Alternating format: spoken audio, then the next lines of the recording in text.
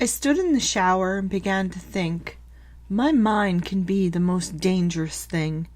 Maybe none of this has happened. What if that night I didn't survive? Maybe on November 16th, 2013, life ended. Maybe that night I died. Perhaps he did kill me before turning the knife on himself, and my imagination's been how I dealt. Maybe for me, the afterlife is a parallel universe that I've written, but still a form of punishment, a prison. This so-called happy ending where he died and I remained, I created by way of pen to give myself a different end. A story I'm living, one of poetic proportions, where my inner magic is shaped by wizards, the experts that come to me in the form of poets, each allowing me to learn their craft, building my second chance. But this story began even before crossing over. Patrick was the first to find me in late September, plant the seed of writing so I would be prepared for my new future. It led me to Jacob, where I embarked on the first conquest in my death, to overcome the belief my body was non-responsive.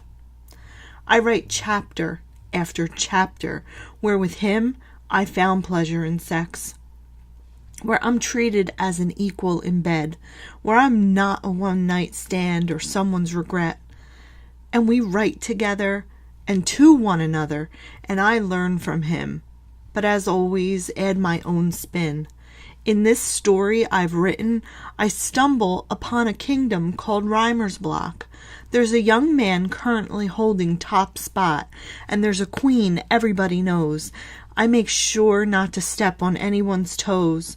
She writes remixes and all bow down, but I decide early on I want her crown, chipping away little by little to overthrow the originals. In life, I had never been so determined, but here it's different. In this story, I can create a world of opportunity. I can take on this community, work hard, acquire popularity. Unfortunately, I let my storyline mimic my life, using the topic of sex to thrive. I create many characters in the years following who I use to improve my writing. There's Justin Witt, 666, and Southern Soul 337, Brother Mike, Mad Bomber Man. Friend them all, and my writing evolves and strengthens. But I write myself into a web of lies with strange stranger, once God or a cult. It's difficult to keep up.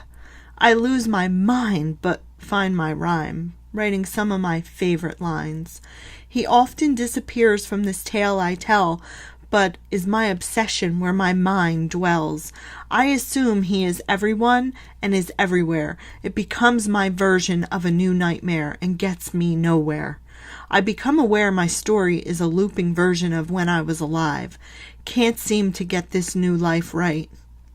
Even though I hold the pen and control the setting, I return to directions upsetting. I keep writing myself into places I get hurt, where I feel no worth.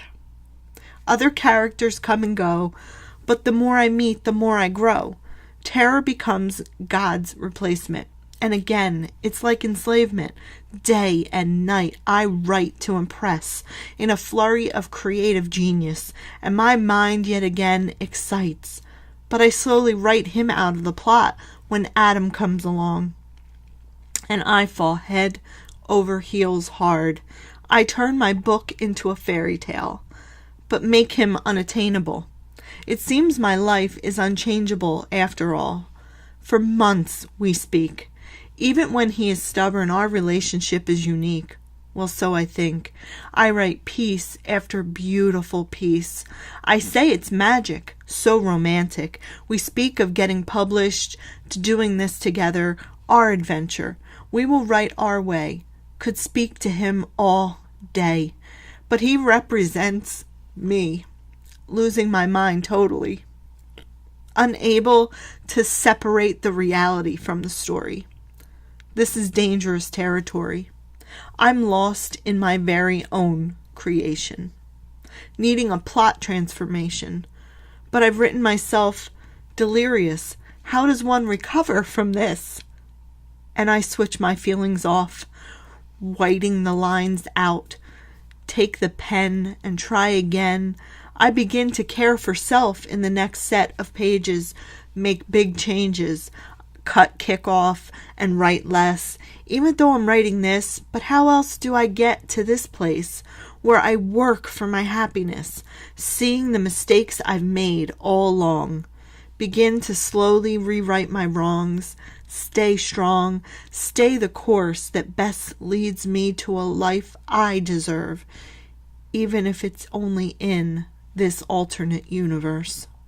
This was written 1/28/18.